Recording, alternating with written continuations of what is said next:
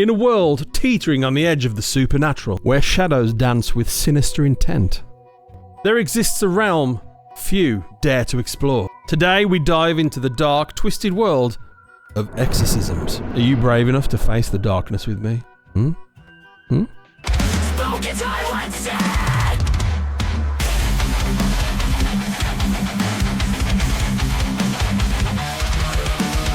So welcome to the channel.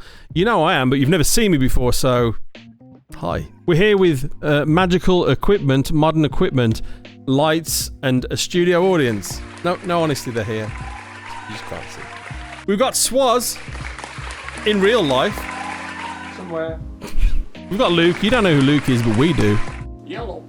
And we've got everyone's favourite moderator, the Goose. Hello. Don't look at me like that. So we're going to look at the history of exorcisms. Ooh. In 70 AD, the J-Dog cast out evil spirits, according to that little-known book you all see in your favourite hotels. In the 1500s, exorcisms came as standard with every Protestant child that fell out of its mother.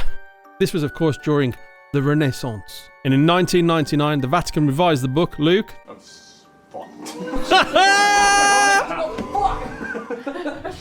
You're the one with the brains, mate.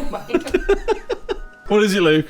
Of exorcisms and certain supplications. Marvellous. This book was written in Latin, and then 17 years later we finally got the English dub. Now we're going to look at tools of the trade, methods, and all that kind of... That wasn't dramatic, nearly dramatic enough. We're going to look at tools of the trade and methodology. Early Christian methods included chanting, speaking closely, and breathing on the possessed.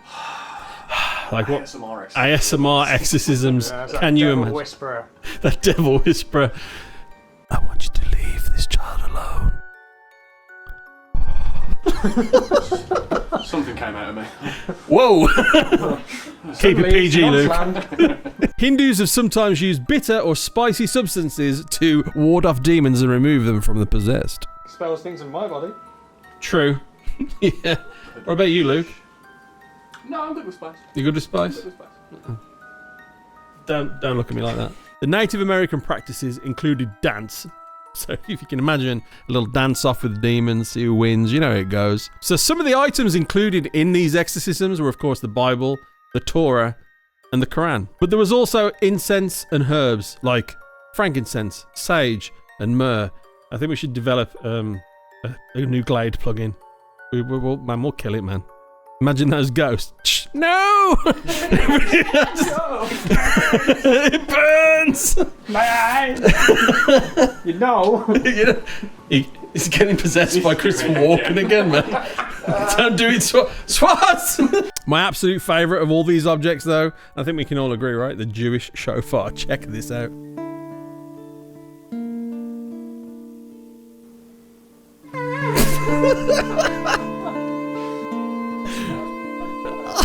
The noise coming out if it doesn't match the way it looks. No, and it would make me leave. I'm already leaving. Can you imagine being a ghost that haunts this theatre?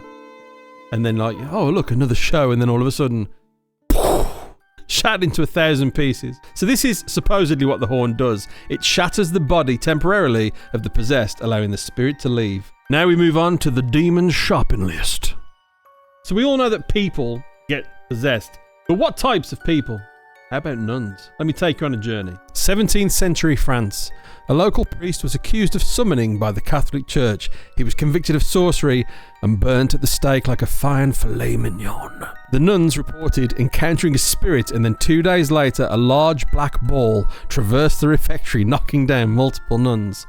Strike! A week later, a skeleton was seen walking the corridors, and eventually the spirit reappeared in the priest's form. And that's when it all went batshit crazy. The nuns became super sane.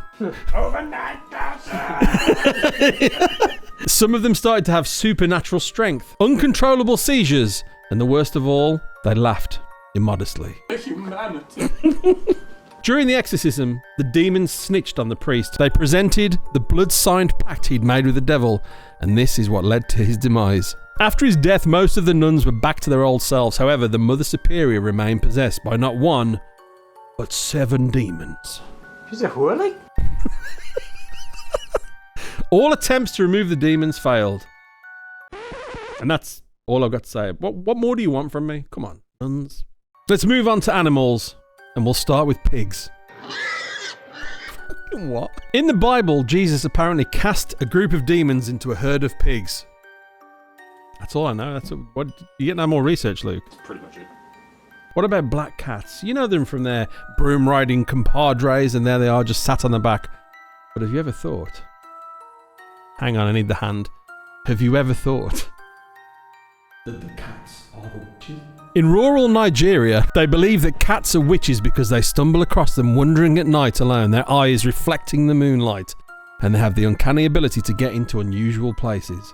That's just cats. They're liquid. That's just liquid cats. So liquid. You love cats. I think they're like Salem witch trials. Burning the woman at the stake and just a cat in the background just catch your bitch. So that she's there on the stake screaming and the cat's like But of course the top tier alpha is indeed, you probably guessed it, the goat. They come pre-possessed straight out the box. Look at those goddamn eyes. Of course the devil is commonly depicted as having a goat's head and hooves, and your boy Baphomet is about as goat as it gets. Do you think goats are possessed? Definitely. Yeah. 100%. Straight out the box. 100%. Let's move on to objects. Dolls, you know the one. That one that's in Ed and Lorraine Warren's basement. Still is. Didn't you find out that they moved out of there and just left it? Yeah. Still there. It's still there on its own. Touch it. The doll was originally gifted to a student nurse by a friend, but the doll was reported as acting strangely and then later confirmed as possessed by a psychic medium.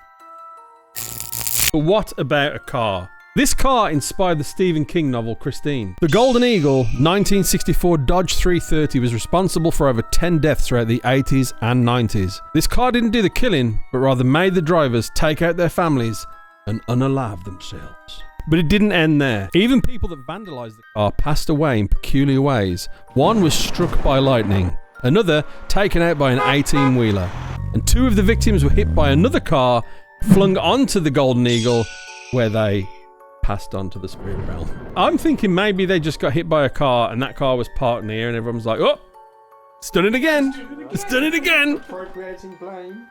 Yeah. So the car was later chopped up and sent to different junkyards. That's like the coolest thing, like what you do with like... The worst thing.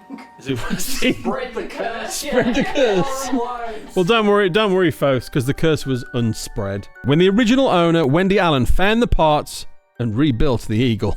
I think my overall favourite, though, in this section of objects is these Ziploc bags. So Rusty_Raccoon was offering these Ziploc bags in packs on eBay for $25. He said that not only did they keep your food fresh, they also had the ability to make the food travel backwards through time. And guess what? It doesn't end there. If you were sick, chop a lock of hair off, pop it in the bag, and you'd be healed. Give me your thoughts on the bag. I want to know how he knew they all worked. You think there might have been some faulty bags? Personally tested before dispatch. Yeah, did he test them all? Or was it a one-time use? Are they reusable? Yeah. These are all solid questions. You know, stitch them together I- like a suit of armour. A suit of armour. Penetrable. This would be like the ultimate Elden Ring armour, like the Ziploc bags. How far back in time did it go? Yeah. Oh. I want to know how he figured out that they heal people as well. Because, like, who cuts off someone's hair and goes, Stick it in the bag. stick it in a Ziploc bag?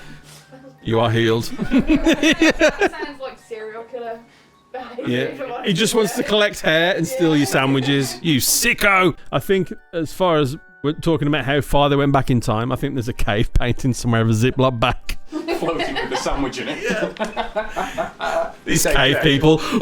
So now we move into the realm of modern exorcism. I'm going to start with this absolute walking nightmare. You might know who he is from his mega church, Kenneth Copeland. Guys, you need to see this where Kenneth Copeland was apparently speaking in demon tongues. Luke, cue the video. I felt like Joe Rogan then. Sigama.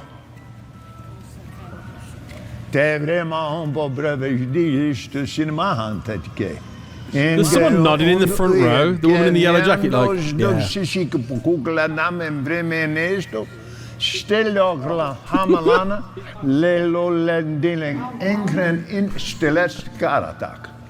I mean, that. What do you even say there? Hamalama. Goose, what do you think, man? I think he just forgot what he was going to say. fronted it. God, he's talking through him in tongues. that's what I think happened. Yeah, there's someone sitting there in the edit was like, man, we need to... He just lost his mind. He had like a small stroke. We should probably say something like, yeah, demon tongue. So we're all in agreement that Kenneth Copeland is probably a demon. Or maybe the devil. But let's look at some more modern exorcisms. What about this demon? A demon came with his and put it in my mouth. And then he came again and he slept with me last week, and I told the pastor that I need deliverance again, and since then my has been itching. You've been itching? Yes. Watch what happens. Did that light really happen as he spritzed her? Is that an edit? Yeah. Come on from the plate! Come on from the plate! Come on from the plate! Come on! Out! From the plate! Go! Go! Go! Go! Go! Go!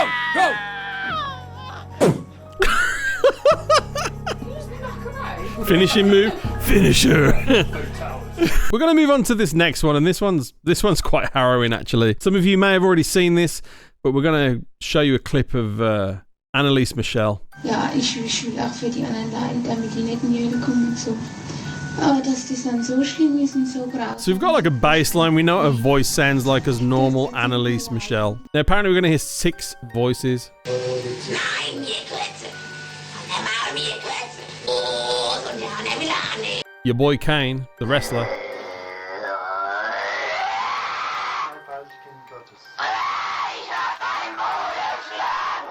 Got a sore throat just listening to this.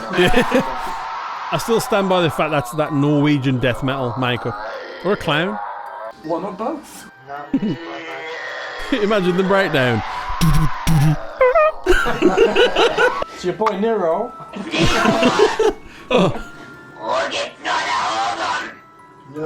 Ruhe gibt's nur dort, wo die Liebe ist. I think the mom's on her phone. Best death metal vocal ever.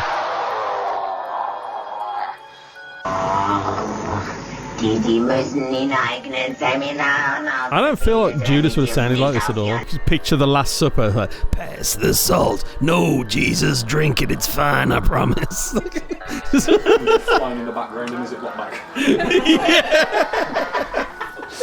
What? So what, Luke? What's the final voice? Lucifer himself. Let's do this. Sounds like a damn kazoo. Speedboat. All joking aside, this case was pretty messed up. Anneliese Michel was a German musical artist. She underwent 67 exorcisms in just 10 months before she passed. What's really messed up is that the priest and the parents were convicted of negligent homicide as she died from malnutrition. So I think that's enough spooky weird shit for today. What do you reckon? We're going to stop? Man, that's one crazy story. But thanks so much for watching and joining us. I hope you've had a wonderful time. We certainly have. What do you reckon, guys? Yeah? Yeah, don't get too excited. We won't. So thanks so much for watching. Lots more videos on the channel. Lots of gaming videos, but still marvelous videos. Thanks for joining us and hanging out with us. Remember to like and subscribe. And remember, humma lumma, humma, humma.